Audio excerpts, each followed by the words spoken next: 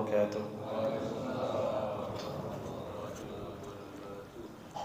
الحمد لله رب العالمين، وبه نستعين على أمور الدنيا والدين.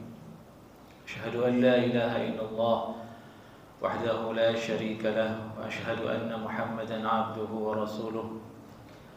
اللهم صل وسلم وبارك على نبينا محمد وعلى آله وأصحابه وأزواجه وذريته ومن تبعهم بإحسان إلى يوم الدين. أما بعد. Jamaah hadirin afani Allah wa iyyakum ajma'in. Kita masih dalam bab ma jaa fi muhurin nisa, bab bahasan tentang mahar-maharnya perempuan. Dan kita sekarang akan lanjutkan ke hadis berikutnya dalam bab ini, yaitu hadis dengan nomor 1114 sesuai dengan nomor yang ada di kitab kami. Qala haddatsana Al-Hasan bin Ali Al-Khallal qala haddatsana Ishaq ibn Isa wa Abdullah ibn Nafi' As-Sa'id qala akhbarana Malik ibn Anas an Abi Hazim ibn Dinar عن سهل بن سعد الساعدي أن رسول الله صلى الله عليه وسلم جاءته امرأة فقالت إني وهبت نفسي لك. Dari Sahal bin Sa'ad As-Sa'idi radhiyallahu taala anhu, sungguhnya Rasulullah sallallahu alaihi wasallam pernah didatangi oleh seorang perempuan.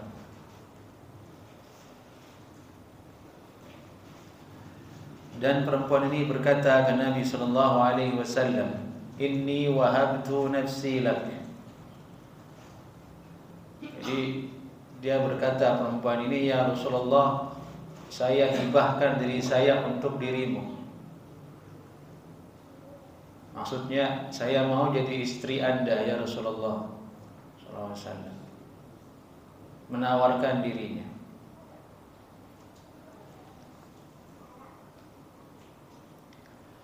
Tapi Nabi sallallahu alaihi wasallam tidak berkenan.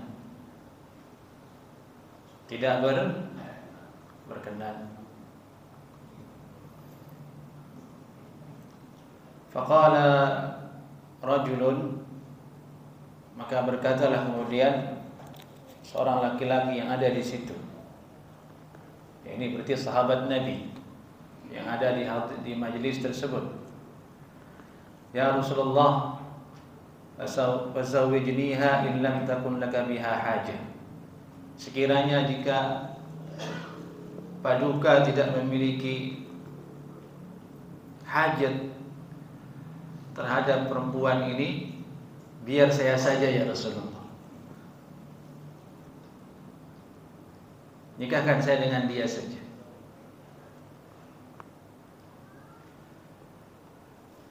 Nabi SAW bersabda, "Hal indaka min syai' tusdiquha?"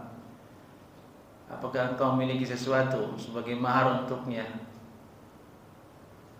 Qala ma indi illa izari hada. Saya tidak punya ya Rasulullah kecuali sarung yang saya pakai sekarang ini. Ini menggambarkan betapa dulu zaman Nabi SAW, para sahabat, di antara mereka banyak yang miskin, banyak yang fakir dan miskin. Ya bayangkan, dia tidak punya mahar, tidak punya harta untuk jadikan mahar selain sarung yang dia pakai. Izar itu dalam bahasa Arab pakaian bawahan, sarung kalau bahasa kita.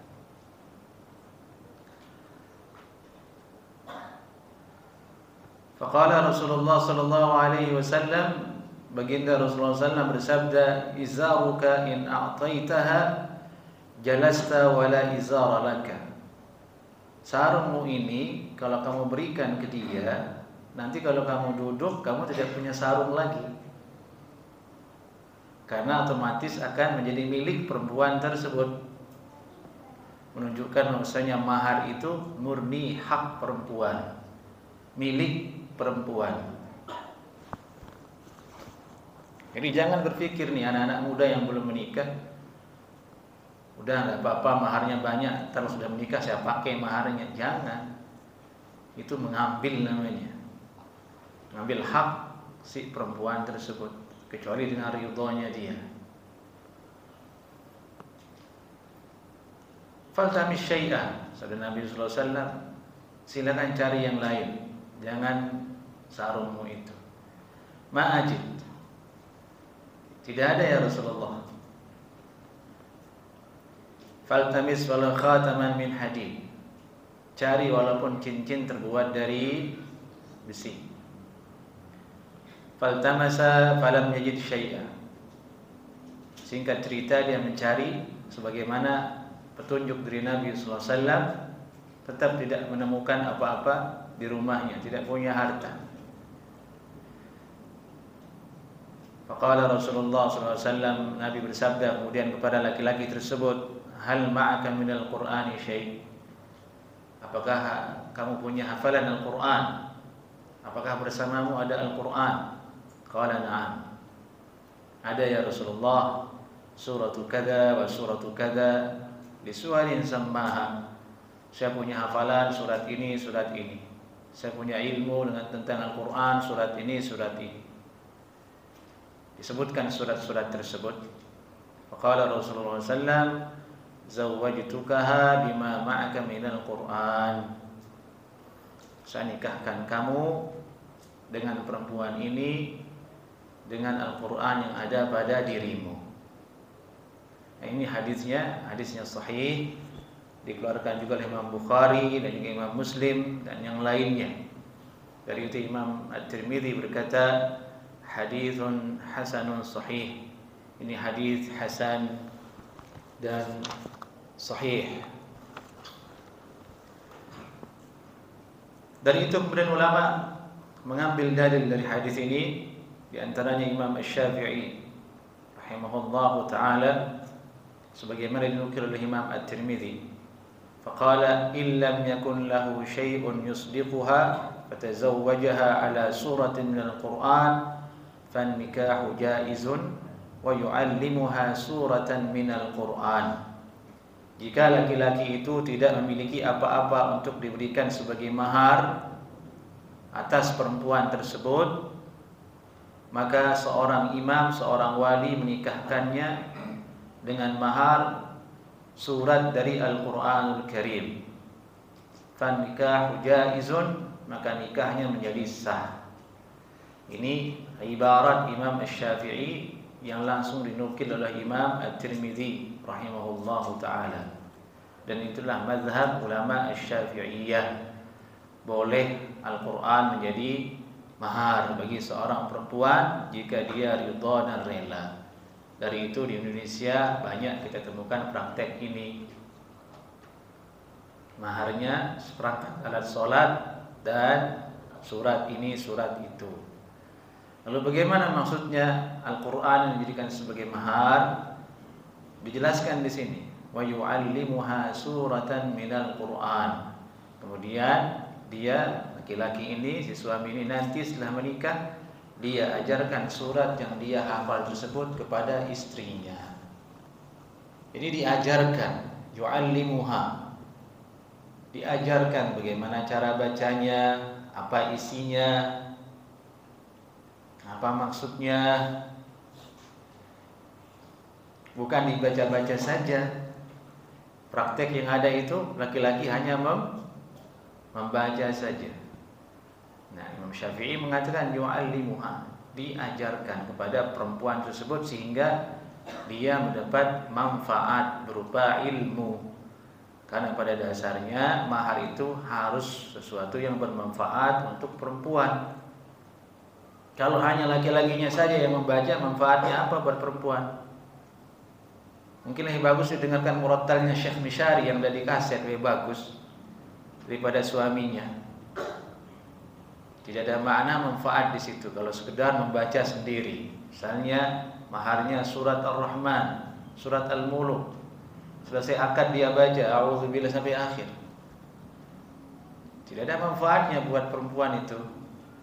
Dari itu kata ulama, maksud mahar dengan Al-Quran itu mengajarkan, maknanya mengerjakan cara bacanya Itulah manfaat yang paling baik untuk perempuan. Maka ini perlu diperbaiki di masyarakat, terutama yang akan menikah dengan mahar Al-Quran. Maksudnya adalah mengajarkannya. Jadi jangan coba-coba mahar Al-Quran kalau Anda tidak bisa baca Al-Quran, tidak tahu tajwidnya, tidak tahu ilmunya. Artinya Anda tidak akan bisa memberikan sesuatu. Ini faqidus syai' la yu'ti. Orang yang tidak punya sesuatu tidak bisa memberikan apa-apa kepada orang lain. Tidak punya ilmu tentang surat tersebut, lalu manfaat apa yang akan bisa diberikan kepada calon istri tersebut. Baik. Ini salah satu bahasan yang sangat luar biasa dalam masalah mahar perempuan. Kemudian di situ ada athar dari Umar bin Khattab radhiyallahu taala anhu. Qala hadatsana Ibnu Abi Umar qala hadatsana Sufyan bin Uyainah an Ayyub an Ibn Sirin an Abi al-Ajfa as-Sulami qala Umar bin Khattab. Umar bin Khattab berkata, "Ala la tughalu sadaqatun nisa." Wahai kaum muslimin, jangan mahal-mahal. Jangan kalian saling berlomba-lomba memahalkan maharnya perempuan. Fa innaha law kanat mukramatan fid dunya aw taqwa 'inda Allah lakana aulakum biha nabiyullah sallallahu alaihi wasallam. Sungguhnya kalau seandainya memahalkan mahar perempuan itu bagian dari kemuliaan di dunia ini dan merupakan bentuk ketakwaan kepada Allah Subhanahu wa taala, maka niscaya yang paling berhak melakukan itu adalah Nabi Muhammad sallallahu alaihi wasallam. Namun apa yang terjadi? Ma'alimtu Rasulullah sallallahu alaihi wasallam nakaha syai'an min nisa'ihi wala ankaha syai'an min banatihi ala akthara min 12 uqiyatan. Aku tidak pernah mengetahui Rasulullah SAW menikahkan orang lain atau menikah dengan istrinya atau menikahkan orang lain dari anak-anaknya lebih dari mahar 12 uqiyah. 12 uqiyah. Ini menunjukkan bahwa nasihat dari Umar bin Khattab, jangan terlalu mahal-mahal masalah mahar.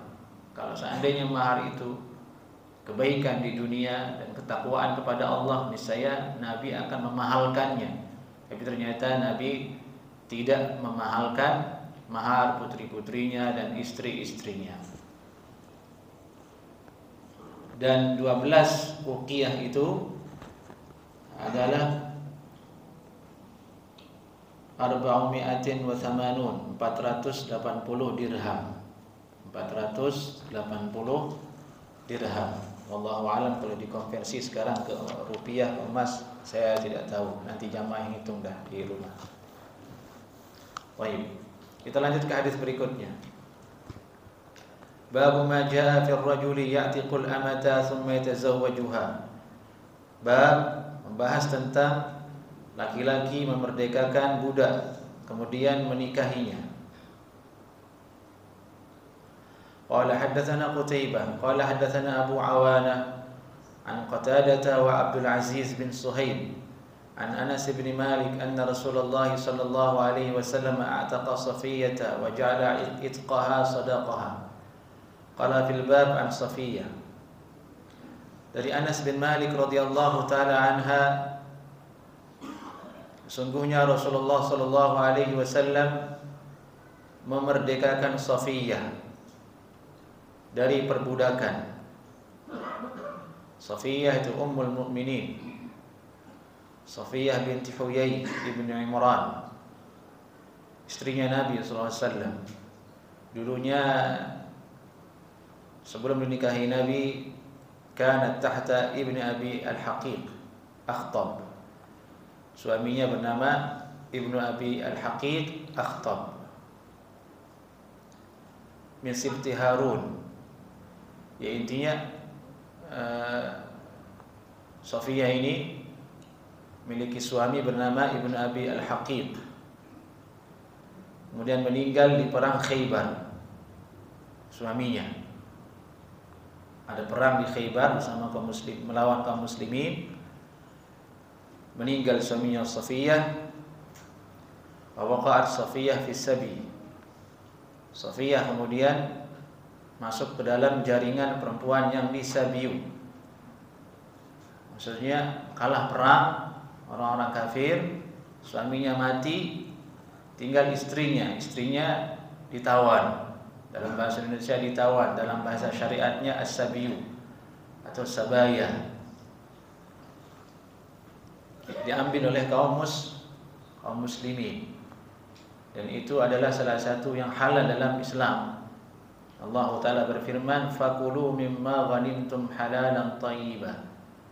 Makanlah apa yang kalian berhasil ambil dari ghanimah, halalan thayyiban. Itu halal dan thayyib. Jadi harta-harta orang kafir yang kalah perang itu diambil halal. Itu kekhususan syariat Nabi Muhammad sallallahu alaihi wasallam. Nabi sebelumnya tidak dihalalkan. Untuk Nabi dihalalkan. Masuk ke dalamnya adalah perempuan. Diambil, dikumpulkan oleh khalifah, nanti dibagi kepada mujahidin yang ikut perang. Ini dapat sekian emas, ini dapat sekian, ini dapat sekian. Perempuannya dibagi juga. Ini karena sabaya. Itu dulu. Dan itu halal. Nah, dan hukumnya berlaku sampai hari ini. Kalau seandainya umat Islam perang dengan orang kafir dan dia menang, boleh diambil harta-harta itu perempuan-perempuan tersebut. Apa hikmahnya dibolehkan? Supaya ada yang mengurusi perempuan-perempuan tersebut. Mati semua kan suaminya, siapa yang ngurus? Tidak ada. Dia lemah, harus ada yang urus. Negara kan yang urus istilahnya. Bahkan di Indonesia pun undang-undangnya begitu kan. Orang miskin, janda diurus sama siapa? Negara kan sebenarnya. Diberikan, dibantu. Banyak tuh jumlahnya mati. Ratusan, berarti ratusan istrinya, bahkan lebih kan orang kafir dulu istrinya banyak. Satu laki-laki bisa 3, 4, 5. Kalau tidak diurus, siapa yang urus? Berarti ada nilai kemanusiaan di sana. Diambil, dibagikan kepada orang-orang beriman. Orang beriman itu baik. Dia tidak zalimi perempuan. Disebut dengan sabaya. Yang disebutkan oleh pensyarah hadis, wa waqa'at Safiyatu fi sabi fastafaha Rasulullah sallallahu alaihi wasallam fa'ataqaha wa tazawwajaha wa ja'ala itqaha sadaqaha. Masuklah Safiyah ummul mukminin radhiyallahu taala anha ini ke dalam kelompok perempuan-perempuan yang disabiu tadi itu. Nabi mengambilnya. Kemudian dimerdekakan. Karena kalau diambil sabaya itu oleh kaum muslimin, statusnya menjadi budak. Nah, dan itu masih berlaku hukumnya sampai hari ini. Islam itu tidak menghapus, mencoret hukum perbudakan, tidak. Ada dalam syariat kita, tidak dihilangkan. Tapi bentuknya opsional. Kalau terjadi seperti itu, muncul hukumnya. Adapun menjadikan orang lain jadi budak haram, tidak boleh. Orang merdeka kita ambil diam-diam ini budak, itu haram, tidak boleh kalau itu. Ini kalau ada, maka ada hukumnya, ada aturannya. Ini cerita singkat tentang Safiyah radhiyallahu taala anha.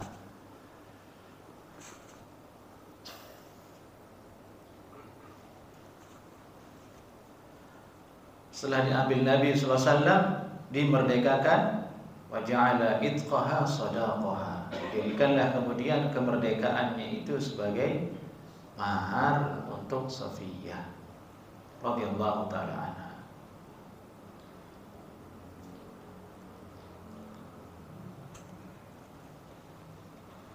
Masalah ini jamaah sulit dicerna kalau di hari ini dengan akal dan timbangan undang-undang dan lain sebagainya, karena budaya nilai kehidupan sudah bergeser, sudah berbeda. Di zaman Nabi masalah ini biasa.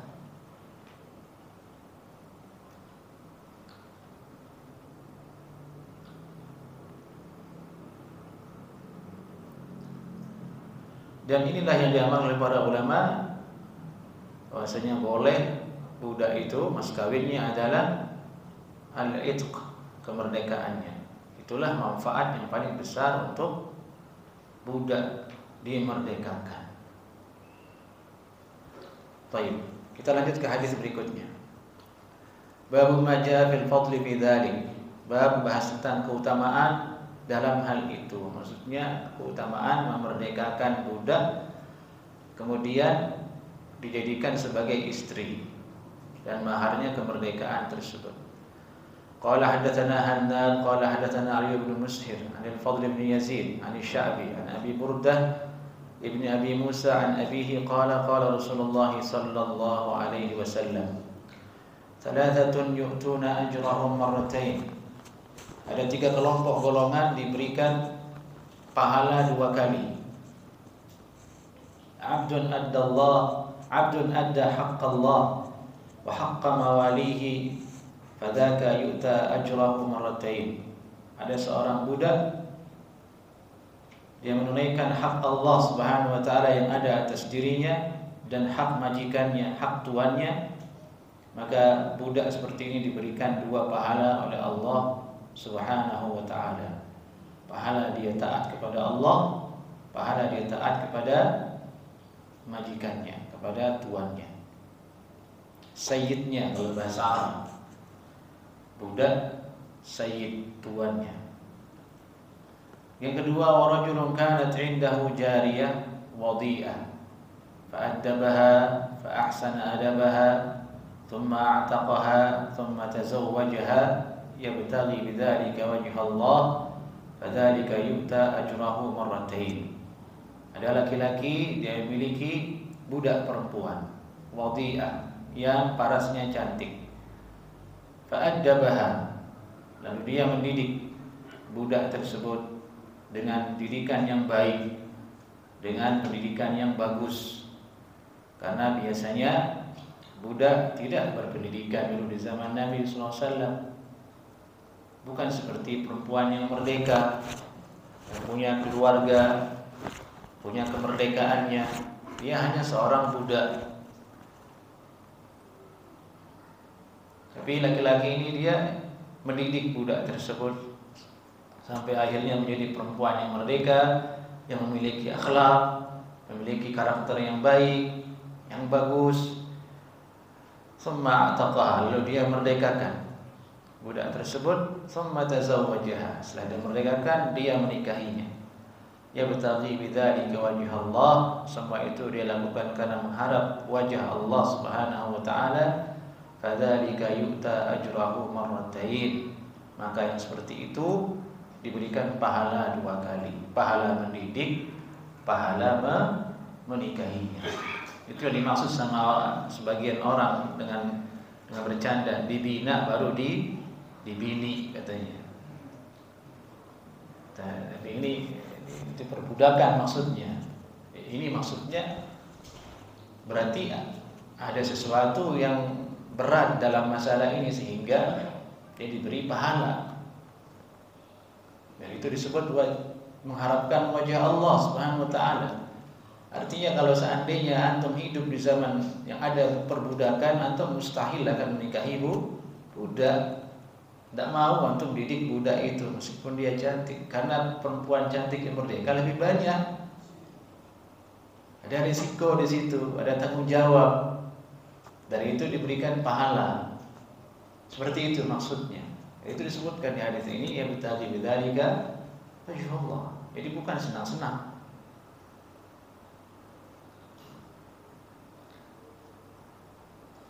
Yang ketiga, rajulun amana bil kitabil awwal, laki-laki beriman kepada kitab yang terdahulu.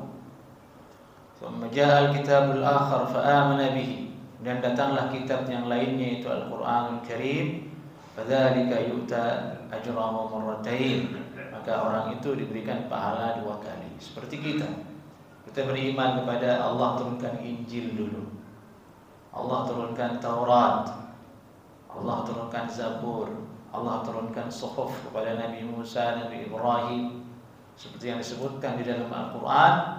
Bahkan itu dijadikan sebagai rukun iman. Antu'mina billahi wa malaikatihi wa kutubihi, kau beriman kepada Allah, malaikat-malaikatnya, dan kitab-kitabnya.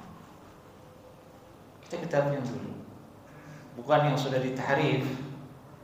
Kalau yang sudah ditahrif di hari ini, yang dicetak hari ini seperti Zabur, Taurat, Injil, yang diklaim sebagai Injil, itu bukan yang itu maksudnya.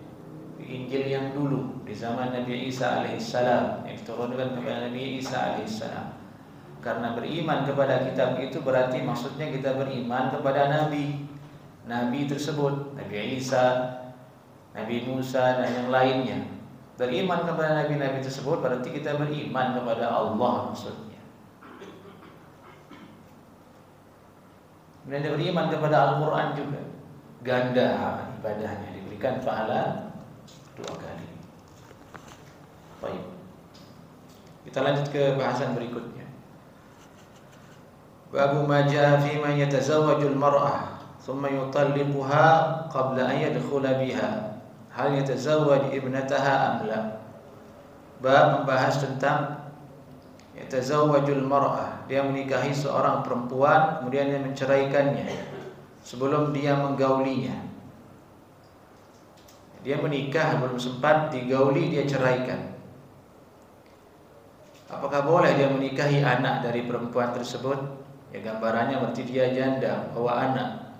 Dia menikah tapi belum dia sentuh, dicerai. Boleh tidak menikahi anak dari janda tersebut, anak perempuannya, ataukah tidak? Nah, ini perkataan Imam At-Tirmidzi rahimahullah ta'ala memberikan judul atas hadis yang akan datang berikut ini. Dan hadisnya berbunyi di sini, qala haddatsana Qutaibah qala haddatsana Ibnu Lahiyah an Amr bin Shu'aib an abihi an jaddi anna an-nabiy sallallahu alaihi wasallam qala ayyuma rajulin nakaha imra'atan fadakhala biha fala yahillu lahu nikahu ibnatiha wa illam yakun dakhala biha falyankih ibnataha wa ayyuma rajulin nakaha imra'atan fadakhala biha aw lam yadkhul biha fala yahillu lahu nikahu ummiha. Ini bunyi hadisnya. Hadis ini ada rawi yang lemah di situ, yaitu Ibnu Lahiyah. Ibnu Lahiyah ma'ruf, rawi yang dituduh sebagai rawi yang mudallis. Kalau ada beliau di sanad pasti bermasalah sanad hadis itu, dianggap lemah oleh para ulama. Dan itu yang menjadikan hadis ini lemah dan ikhtilaf. Ibnu Lahiyah itu dikenal beliau rahimahullah taala sebagai ulama yang hafalannya ikhtilaf. Ikhtilaf artinya bercampur. Dulu dia masih muda hafalannya kuat, setelah menua hafalannya bercampur. Hadis yang ini diletakkan di sanad yang ini, sanad yang ini ditaruh di hadis yang itu, sehingga menjadi rancu riwayatnya. Jadi itu ulama menasihati manusia kalau sudah sepuh, meskipun banyak ilmunya, disuruh stop mengajar, takut salah karena dihinggapi oleh pikun. Dilarang untuk menyampaikan riwayat hadis hafalan. Kalau pemahaman mungkin masih iya, karena pemahaman tidak hilang. Kalau hafalan sifatnya hilang. Jadi itu disebut oleh ulama al-hifdzu khiyanah. Hafalan itu pengkhianat. Itu kaidah. Al-hifdzu khiyanah. Hafalan itu pengkhianat. Maksudnya sekarang antum hafal, nanti dia pergi. Tidak bisa setia dia, kecuali dengan terus dimurojaahkan. Beda dengan pemahaman. Pemahaman meskipun antum tidak murojaah, ya itulah pemahaman antum, dia tidak berubah. keyakinan antum, pemahaman antum, itu yang menetap. Dari itulah butuhnya fikih. Fikih itu pemahaman. Dari itu pula pelajaran fikih itu jamaah bentuknya ikhtisar untuk para pemula. Dibuat ringkasannya untuk dihafal. Jadi yang dia hafal itu pemahaman melekat. Baik. Itu tentang Ibnul Hayyan. Ini bunyi hadisnya, laki-laki mana saja menikahi seorang perempuan lalu dia dukhul dengannya, tidak halal dia menikahi anaknya, anak dari perempuan tersebut sudah jadi mahram kalau sudah dukhul dengan ibunya. Wa illam yakun dakhala biha falyankih ibnataha. Kalau dia belum dukhul dengan si ibunya, kemudian dia bercerai sebagaimana yang tadi di judul, boleh dia menikahi anaknya. Tapi dia diceraikan dulu, kan begitu, dia bercerai. Dan ini yang banyak kasus terjadi kan, di laki-laki menikahi perempuan dan perempuan itu punya anak gadis. Jadi bahaya di situ. Bahayanya di mana? Ya, sebagaimana kita ketahui, laki-lakinya malah senang sama anaknya. Itu masalah. Jalan keluarnya apa itu? Jalan keluarnya harusnya anak perempuannya itu balik ke bapaknya, bukan ikut ibunya.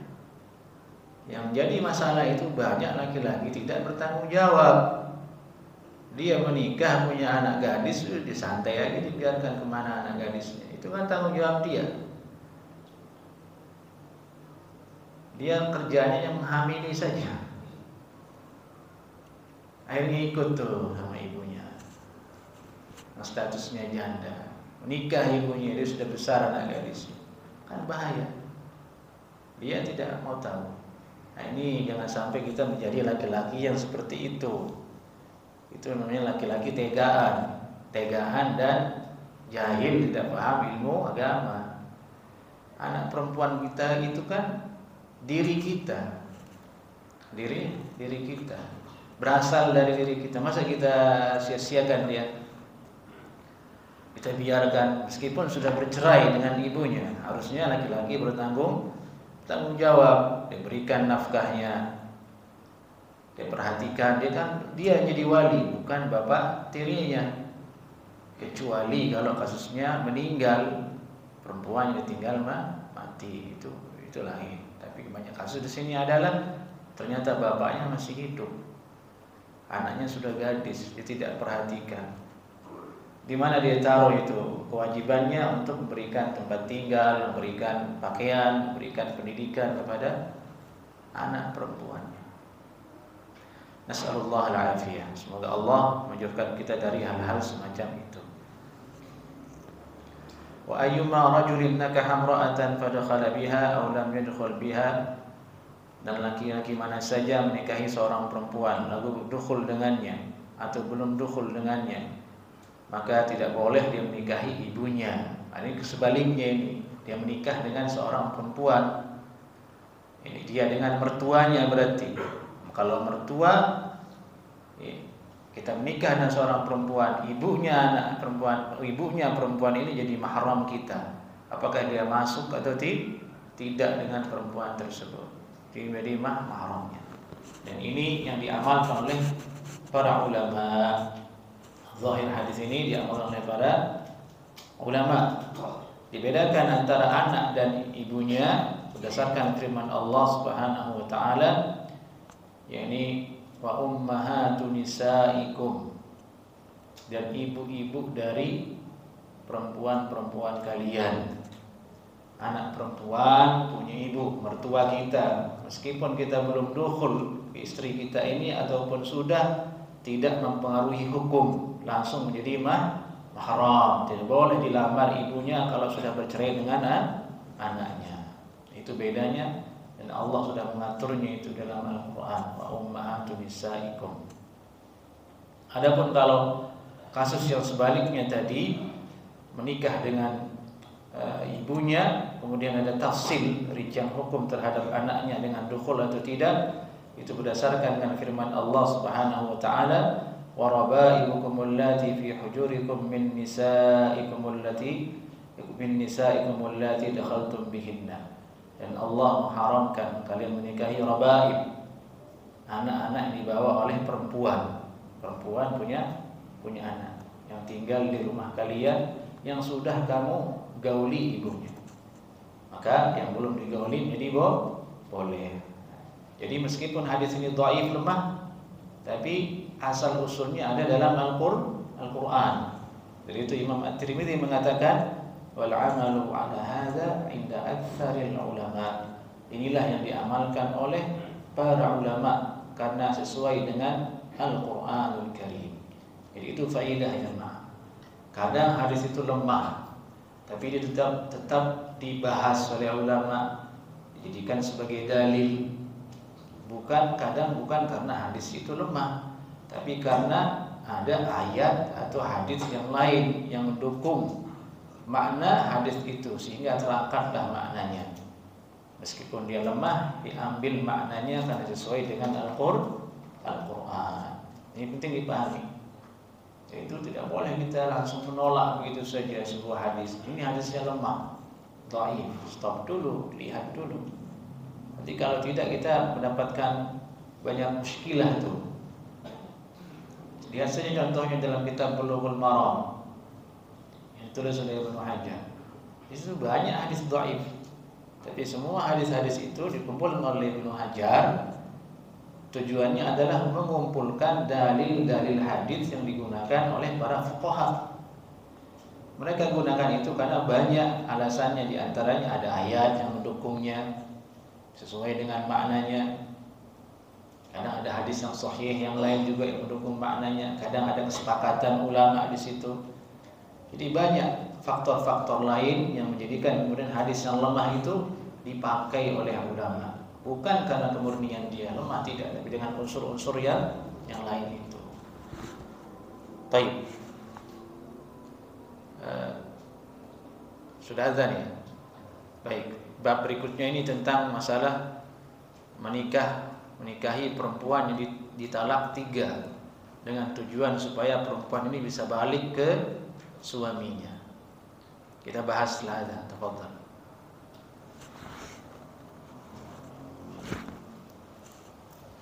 Baik. Bab ma jaa fi man yutalliq imra'atahu 3. Bab membahas tentang laki-laki menceraikan istrinya 3 kali. Fayatazawwajuha akharu. Kemudian laki-laki lain menikahi perempuannya, ini mantan istrinya. Fayutalliquha qabla yadkhala biha. Laki-laki yang kedua ini kemudian menceraikannya sebelum sempat dia dukhul, sebelum sempat menggaulinya. Nah, itu bentuk masalah yang disebutkan oleh Al-Hafidz At-Tirmidzi, Al-Imam At-Tirmidzi rahimahullahu taala. Ini kasusnya cerai 3. Mazhab Syafi'i cerai 3 kali satu majlis itu jatuh 3. Dia bilang saya cerai kamu 1. Saya cerai kamu 2. Dalam 1 sikon. Saya cerai kamu 3. Jatuh 3. Itu menurut jumhur ulama. Ulama lainnya seperti Ibnu Taimiyah rahimahullahu taala yang lainnya berfatwa lain. Cerai 3 itu dihitung sebagai cerai. Cerai itu dihitung sebagai cerai jika sudah diselangi dengan masa iddah. Meskipun laki-laki itu mengatakan saya cerai kamu, saya cerai kamu, saya cerai kamu dalam satu majlis 5 kali, jatuhnya 1. Nah, ini yang menjadi perdebatan hebat sehingga menjadikan dulu Ibnu Taimiyah itu diperundung oleh banyak ulama, dinilai menyelisihi ijma', menyelisihi kesepakatan. Tapi justru itu yang banyak dipakai sekarang di banyak hukum, di banyak pengadilan. Karena laki-laki melewati batas. Kalau marah tidak bisa ngomong sekali saking keselnya. Cerai 1000 kali dia bilang cerai. itu waspada jamaah. Laki-laki antum suami boleh marah, tapi jangan bilang cerai, nanti nyesal. Antum mau nikah lagi, memang ada yang mau sama antum buru-buru? Nah, tidak semua perempuan langsung mau sama antum. Antum harus merayu dulu, antum harus mahar dulu, datang ke walinya, ya ribet. Sabar. Dan perempuan sangat tidak suka dengan suami yang suka ngomong cerai. Yang lain saja bicaranya, jangan cerai. Zikir, ganti dengan zikir, astagfirullah. Atau ancam saya nikah lagi ya. Nah gitu, jangan bilang cerai.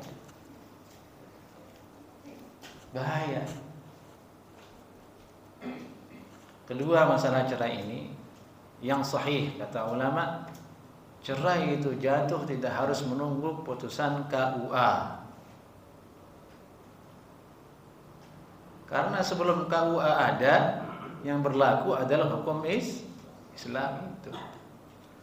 Kalau kita katakan harus dengan KUA baru jatuh cerai, bagaimana hukum cerainya orang zaman dulu sebelum Indonesia merdeka? Kan begitu. Jadi yang benar itu adalah apa yang ada dalam kitab fikih. Suami yang memegangnya. Kalau suami bilang cerai ya jatuh. Tidak harus menunggu ke KUA. KUA itu hanya prosedur supaya resmi saja, biar nanti ditulis menikah atau tidak menikah, single parent atau tidak, janda atau duda, kan begitu maksudnya. Didata. Tapi hukum itulah yang terjadi. Maka hati-hati. Urusan antum mencerai istri antum itu urusan privasi antum. Hitung antum sudah cerai atau tidak, pernah atau tidak. Dan kalau syak dan ragu, udah jangan diingat lagi. Kayaknya nggak ada ya sudah, jangan ungkit-ungkit lagi. Jangan antum nanti bilang pulang ke rumah, Mi, saya pernah cerai kak, kamu nggak dulu ya? Jangan. Kalau lupa ya sudah, balas gratis, sudah nggak ada hukum. Dari detik ini jangan lagi sembarang bilang cerai. Terutama ini keluarga muda yang usia 25, 27, 30 laki-laki itu gampang untuk ngomong begitu si istrinya. Karena dia merasa dia masih gagah, masih laku. Nanti kalau udah berubah, waspada dia. Waspada. Dari itu perlu diadakan penyuluhan sebelum menikah anak-anak muda. Apalagi anak-anak muda yang tidak mengenal syariat sejak kecil, tidak pernah diajarkan agama dengan intens, bisa fatal keluarganya. Baik, ini terjadi cerai 3. Datang laki-laki lain menikahi dia. Tapi tujuan laki-laki ini menikahi perempuan ini supaya nanti bisa balik lagi ke suaminya. Karena kalau sudah cerai 3 perempuan, tolak bain namanya, cerai beneran. Tidak boleh lagi balik ke suaminya. Kalau cerai 1, cerai 2 itu belum bain, belum pisah beneran. Cerai 1 itu masih tanggung jawab suami. Dari itu dia belum boleh dilamar sama laki-laki lain kalau cerai 1. Nunggu iddahnya dulu jamaah. Oleh karena itu kemudian laki-laki tetap disuruh beri nafkah meskipun sudah dicerai. Cerai 1, cerai 2, tetap laki-laki beri nafkah karena masih statusnya istrinya dia. Tidak boleh orang datang melamar dia kecuali iddahnya habis. Begitu. Nah kalau 3 tidak ada lagi, mau ada iddah mau tidak, bain langsung. Statusnya benar-benar mantan. Benar-benar mantan. Nah ini kan bahasa sekarang mantan ya, dulu kurang populer ya, sekarang dikit-dikit mantan, dikit-dikit mantan, dibuatin merek juga itu mantan kayak gitu. Nah bagaimana sekarang hukum pernikahan laki-laki yang kedua ini? Dengan tujuan dia supaya balik tuh perempuan ke suami pertamanya. Apa syaratnya? Nah, ini isi hadisnya. Qala haddatsana Ibnu Abi Umar wa Ishaq bin Mansur qala hadatsana Sufyan bin Uyainah عن الزهري عن عروة عن عائشة رضي الله تعالى عنها قالت جاءت امرأة رفاعة القرظي. Datanglah seorang perempuan itu Rifa'ah al-Qurzi. Ini nama suaminya Rifa'ah al-Qurzi, perempuannya Rifa'ah al-Qurzi. Ila Rasulillah sallallahu alaihi wasallam, ke Nabi sallallahu alaihi wasallam. Faqalat inni kuntu 'inda Rifa'ah wa talaqani. Wahai Rasulullah, saya dulu istrinya Rifa'ah, dia menceraikan saya. Fabatta talaqi, dia ceraikan saya tidak nanggung, langsung 3. Fatazawwajtu Abdurrahman ibn Zubair. Lalu aku menikah dengan Abdurrahman bin Zubair. Ini Abdurrahman bin Zubair, beda Abdullah bin Zubair. Ini Abdurrahman bin Zubair. Wa ma ma'ahu illa mithlu hudbatis thawb. Tapi alatnya dia Abdurrahman bin Zubair ini lemas seperti ujung sarung. Kata perempuan ini ke Nabi sallallahu alaihi wasallam mengadukan kasus. Nah, ini berarti boleh kita terbuka dalam kasus menceritakan aib supaya jelas sebabnya rumah tangga. Dia begini, ya Rasulullah, Abdurrahman bin Zubair ini itunya tidak bangun, tapi bahasanya halus, mithlu hudbatis thawb, seperti ujung sarung. Ujung sarung itu lembek apa tidak? Lembek. Bisa bangun ke ujung sarung? Nggak bisa bangun. Pintar beliau ini, perempuan ini, memilih kata-kata perumpamaan seperti ujung sarung. Nah, itu sebab dia ingin mencerai, ingin khulu. Ini khulu namanya, perempuan minta cerai ke Nabi sallallahu alaihi wasallam mengkasus suaminya. Dan di situ ada bab mana saja hal-hal yang perempuan boleh dia khulu. Di antaranya masalah fisik seperti ini, dia tidak mampu untuk memberikan nafkah ranjang. Boleh perempuan datang ke hakim, dia bilang saya mau cerai dengan si fulan. Atau si perempuan, si laki-laki itu tidak sholat, dia berzina, dia main judi. Boleh atau tidak perempuan mengajukan cerai? Boleh. Tapi kalau suaminya mau nikah lagi, tidak boleh. Itu bukan alasan diterima oleh syariat, karena itu bukan kezaliman. Yang boleh itulah hal-hal yang menzalimi dia, tidak diberikan nafkah, tidak mampu, yang seperti yang tadi kita sebutkan. Nabi bersabda, aturidina an tarji'i ila Rifa'ah, kamu ingin balik ke Rifa'ah. Ini na'am, riwayat, kamu ingin balik ke Rifa'ah saja, mau cerai dengan Abdurrahman bin Zubair. Iya. Dalam satu riwayat, kalau begitu kamu kembalikan mas kawinnya. Mas kawinnya siapa? Abdurrahman bin Zubair. Karena khulu kan, kalau khulu berarti dia yang harus bayar. Perempuan yang bayar. Khulu, kembalikan. Khulu, setuju suaminya baru cerai. Tapi Nabi di sini bersabda kemudian, la, kamu tidak boleh kembali ke Rifa'ah hatta tadzuqi usailatahu wa yadzuq usailataki. Yang jadi syahid di hadis ini bagian terakhir. Jangan kamu kembali ke suamimu yang dulu sampai kamu merasakan madu dari suamimu dan suamimu merasakan madumu. Ini bahasa kinayah dari Nabi sallallahu alaihi wasallam, bahasa kiasan, bahasa majaz. Bahasa majaz, bahasa halus. Maksudnya kamu kedua-duamu suami istri harus dukhul dulu, harus benar-benar merasakan nikmatnya bersetubuh, yang benar-benar bersetubuh, baru kamu sah. Kemudian balik ke suamimu yang dulu menceraikanmu 3 kali. Nah, ini bentuk syahid dari hadis ini. Dan khilaf ulama di situ dalam masalah ini. Jumhur mengatakan cukup dukhul, tidak harus sampai keluar air maninya laki-laki. Tapi ada riwayat dari Sa'id bin Musayyib, ulama tabi'in, dia mengatakan harus sampai keluar air maninya laki-laki itu baru sah dikatakan sebagai merasakan madunya. Sehingga setelah itu baru dia dicerai dan balik ke suami pertamanya yang menceraikan dia 3 kali. Jadi berat ini syaratnya untuk balik lagi kalau sudah 3 kali. Kata ulama, apa hikmahnya kenapa berat seperti itu dibuat berat? sebagai pelajaran buat laki-laki. Jangan mudah-mudah bilang cerai. 3 kali cerai, nikah sama laki-laki lain. Kalau dia betah dengan laki-laki itu bagaimana? Patah hati dia. Itu hukuman uqubah buat dia karena mudah-mudah menceraikan istri. Baik jemaah, ini satu hadis dulu dalam bab ini. Ada hadis lainnya nanti insyaallah taala kita bahas باذنillah taala. Aqulu qawli hadza. Assalamualaikum warahmatullahi wabarakatuh.